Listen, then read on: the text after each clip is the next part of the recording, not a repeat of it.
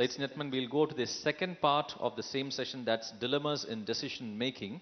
Our first speaker is Dr. Sharad Agrawal. He is a senior consultant cardiologist at the Sunderland Royal Hospital from Sunderland in UK. Dr. Agrawal joins us to speak for the next 11 minutes on new oral anticoagulants, hype or hope. Dr. Agrawal, if you're ready, the timer is straight across. Hello. My topic, slide here. My topic for presentation is new oral anticoagulants, hope or hype. This is a very good topic, and my answer obviously is hope, and I will try to convince you through my presentation that new oral anticoagulants have actually been proved to be hope rather than hype. So this is the hospital where I work. We have air ambulance service also at our center. This is the chapter I published in 2011 with CSI update. This was also anticoagulation in atrial fibrillation, devil and the deep sea. So as you all know, stroke in atrial fibrillation is important. It happens when there is a clot formation in the left atrium, which is embolized, and it causes stroke. And stroke in atrial fibrillation, when it happens, they are usually large strokes, and risk of death is doubled, and recurrence is very common in these patients. And atrial fibrillation generally, it increases the risk of stroke by 5-fold, and atrial fibrillation is responsible for up to 15% of all strokes. So from the very beginning, because it is a thrombotic stroke, the physicians have been trying to control the risk by giving blood thinning medications. And this was one of the articles published in more than 65 years ago, 1949. That time people were using heparin and dacumarol, which is basically warfarin, to control or reduce the risk of ischemic stroke. So from that time, I mean, the title says, can we look forward to have better anticoagulants than heparin or dacumarol? So from that time, people have been searching to have better anticoagulants than warfarin. And heparin, I mean, you all know it is an effective anticoagulant, but it is a parenteral form, so it is not suitable for atrial fibrillation patients where you need a long-term strategy. Warfarin is commonly known as rat poison because it was introduced first in 1948 as a pesticide, but later approved for clinical use in 1954. That is also more than 60 years ago. But since then, it has still been a popular and most prescribed anticoagulant. However, search for newer and better anticoagulants also never stop. It is still ongoing. Disadvantages of warfarin, you all know, drug interactions, food interactions, variable metabolism. This is one of the most important one, the frequent blood test or INR monitoring, because you need to adjust the dose of the warfarin. And others are slow onset and slow offset and high risk of intracranial hemorrhage. We will touch upon that later. So this is about the narrow therapeutic window of warfarin. As you can see there, as your INR increases, the risk of ischemic stroke goes down, and it is lowest when the INR is between 2 and 3. But if you increase the INR further, the risk of thrombotic stroke still remains the same. It is not going down. Even with INR of 6 or 7, the risk of stroke is still the same, thrombotic stroke. But the intracranial hemorrhage starts rising. So the best result you achieve when the INR is between 2 and 3 to get the optimal results. But it shows that something can be done to improve, I've gone quite back, to improve the risk of thrombotic stroke there. There is some scope there. So, but having seen that, all the problems with warfarin, why is it that it is still being used as a #1 anticoagulant, particularly in India? I think the most important thing is about the familiarity, because physicians have been using it for many, many years, and they feel comfortable using it. It has proven efficacy in multiple clinical areas. New oral anticoagulants, although they have come, but you can't use in certain situations, like if there is mitral stenosis, for example, or there are prosthetic heart valve in situ. Cost of medication is another thing. I think it is a cheap medication, so Warfarin is being used, and new oral anticoagulants are certainly expensive. And availability of antidote, which gives some psychological advantage because you feel that you can reverse the effect of Warfarin by giving vitamin K. But when we try to search for an ideal oral anticoagulant, so these are the characteristics I have found or written. It has to be oral, obviously, fixed dose if you can give, where you don't need to modify the dose depending upon the INR or some blood test. And it should have a wide therapeutic window, rapid onset or offset of action, and others, as I have mentioned there. But when you are trying to find a more effective blood thinning medication, there is always a risk that that medication will increase the risk of bleeding. So something which is more efficient or a stronger blood thinning medication will come up with higher risk of bleeding. So ideal anticoagulant should be more effective as a blood thinning medication, but it still should not increase the risk of bleeding. Only then it will be acceptable for clinical use. So, and that is something like being stuck between rock and hard place. And right balance is the key. So stroke prevention in atrial fibrillation, if we see now what are the current options available. Aspirin, many trials have shown that aspirin is not effective in reducing the risk of stroke, but still it is quite frequently prescribed by physicians in India and abroad also. And many patients also, they refuse sometimes for any of the blood anticoagulants. They refuse for Warfarin or even other anticoagulants. Then the physicians, they still prescribe aspirin with the hope that it might, something is better than nothing, that kind of thing. Although it is no longer recommended. Dual antiplatelet therapy, aspirin and clopidogrel, again people hoped that it might give some protection in those patients where they are those who are not suitable or those who refuse to take any of the anticoagulants. And I will show you ESC guidelines. In that patient it is still recommended. Vitamin K antagonists we have talked about, new oral anticoagulants we will be discussing as my topic. So this was the first new oral anticoagulant, Ximelagatran, which was presented in 2003. The findings of that trial were presented in American Heart Association meeting in 2003, and it was a direct thrombin inhibitor, factor 2A inhibitor. It was presented in 2003. It was head-to-head comparison with Warfarin. It showed very good efficacy equivalent to Warfarin in reducing the risk of a stroke, and the bleeding risk were also equivalent to Warfarin, but it had 8 times more hepatotoxicity as compared to Warfarin, and that finding killed that medication basically. Millions of pounds were spent by that company, but they were all wasted because it was very hepatotoxic. But the research was on. This was 2003. 2007, multiple people were trying on different molecules and which were working on different cascade proteins of the different on the coagulation cascade.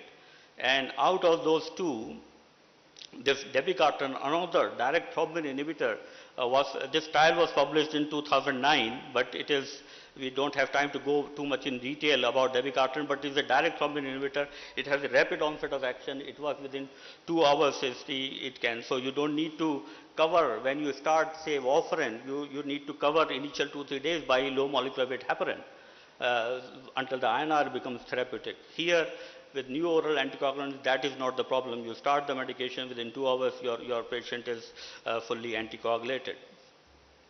So this was the trial, RELY trial on Dabigatran, phase 3 trial, which was published in New England Journal of Medicine 2009. So again, it basically compared 2 doses of Dabigatran, 110 milligram twice daily and 150 milligram twice daily with Warfarin, head-to-head comparison, 2 different groups. So this is these were the findings for ischemic stroke. As you can see, white line is the Warfarin. This is low dose Dabigatran. This is high dose Dabigatran. So high dose Dabigatran, that is 150 milligram twice daily, was 35% more effective in reducing the risk of stroke as compared to Warfarin. Low dose was also effective, more effective than Warfarin, but this difference was not statistically significant. You feel that something which has reduced the risk of stroke by 35%, it would have increased risk of bleeding, but that was not the case. Even the high dose Dabigatran has lower risk of bleeding as compared to Warfarin, and lower dose Dabigatran was statistically lower risk of bleeding as compared to Warfarin. The most dramatic finding was the risk of intracranial hemorrhage. As you can see, both lower dose and higher dose Dabigatran have 60 to 70% less intracranial hemorrhage as compared to Warfarin. Side effect profile was more or less the same as Warfarin, only dyspepsia is more common with Dabigatran. So Rely conclusions were basically two. There are two doses, as we said, 150 milligrams twice daily or 110 milligrams twice daily. Higher dose gives more efficacy against ischemic stroke, but equivalent bleeding risk to Warfarin. Lower dose Dabigatran, equal efficacy as compared to Warfarin, but 20% less risk of bleeding. So there are two choices basically. That story doesn't end there. Basically, there were other areas where the scientists were working. This was the next target, factor 10A. Anti-10A inhibitors, basically, they were brought in. Rivaroxaban and Apixaban, they are the other two anticoagulants which are currently approved in UK and the Western world. Rivaroxaban, again, direct 10A inhibitor.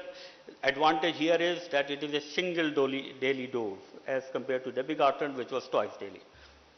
This was a trial published, Rivaroxaban phase 3 Rocket AF trial. They compared the Rivaroxaban with Warfarin. Important thing is Rivaroxaban was non-inferior to Warfarin in terms of primary endpoints, but did not achieve superiority. So it was more or less equivalent as far as the results were concerned as compared to Warfarin. Although the advantage still is that it does not need INR monitoring and obviously other new oral anticoagulant benefit. And intracranial hemorrhage is also much less as compared to Warfarin. But it did not improve the risk of ischemic strokes. Apixaban was the third in line, which was, this is the trial which was published in 2011, and Aristotle trial, where again they compared with Warfarin, and these were the results. This is Warfarin and this is Apixaban. So 21% lower risk of stroke as compared to Warfarin. Dabigatran higher dose gave 35% reduction. Here it was 21% reduction as compared to Warfarin. And this also has, without increased risk of bleeding, here there is a 31% less risk of bleeding as compared to Warfarin.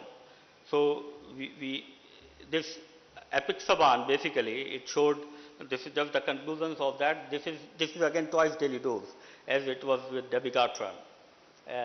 5 milligram twice daily was superior to Warfarin in significantly reducing risk of stroke, risk of bleeding, intracranial hemorrhage, and for the first time, it also showed lower risk, all-cause mortality by 11%.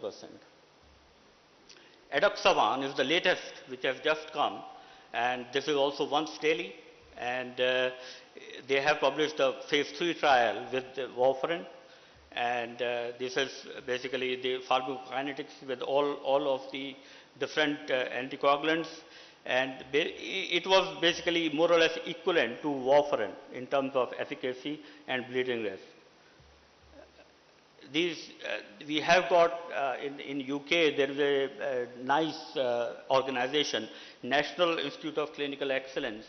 Basically, they give the cost effectiveness of using any medication, because this was the concern when the new anticoagulants came. They are expensive, and Warfarin is pennies. I mean, one tablet of warfarin is just pennies. So there was huge hue and cry where the government system where funds are also not unlimited. So whether or not new anticoagulants will be more cost effective as compared to warfarin. So, but I mean, NICE approved it because it is not just a cost of the tablet, but it is the warfarin therapy, the delivery of INR clinics and the management of the complications. If you take everything into account, actually new anticoagulants are more effective as compared to cost effective as compared to warfarin. Oh, time up. Can I just show 2 minutes? Yes, sir. Yes, sir. You continue, sir. Yeah. So this is the ESC guidelines, basically. I mean, they recommended the use of chat-SPAF scoring. I hope you are using that to know which patient to be put on these medications. This is the ESC guidelines. If the chat-SPAF score is more than 2 or 2, then it's class 1 indication. And if the patient has labile INR or problems with warfarin, then also it becomes class 1 indication to use new oral anticoagulants. This is what I was referring to, ESC guideline. I mean, you can't read the last paragraph there, but it basically says that if the patient refuses the use of any oral anticoagulants, then you can still use aspirin and clopidogrel to reduce the risk. That is class 2A indication in ESC.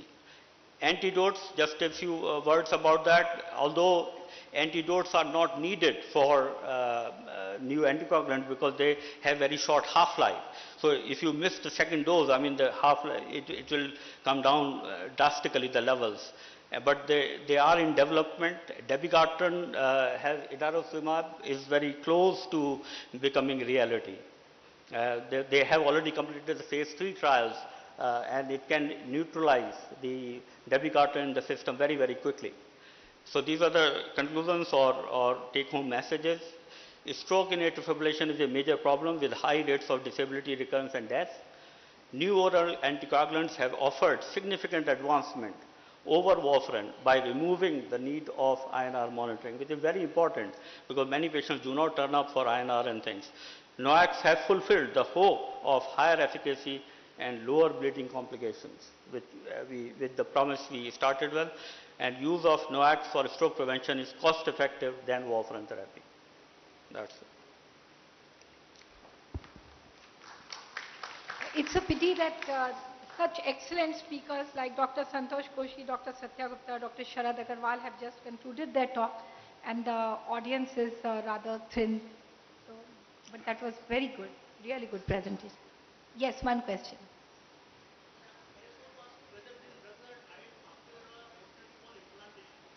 Yeah, there are trials. I mean, they try initially when the new drug comes up, they do the pilot studies. So in the pilot study on Dabigatran that failed to reproduce the equal efficacy as compared to warfarin. There were some more, I mean, there were number of patients very small to start with, but 1 or 2 patients more thrombosed as compared to warfarin group. So basically, at the moment, there may be some pilot studies going on with all these 3 or 4 anticoagulants, but nothing is published and it is currently not recommended to use for prosthetic heart valves. Okay. Thank you. Thank you very much, Dr. Agrawal.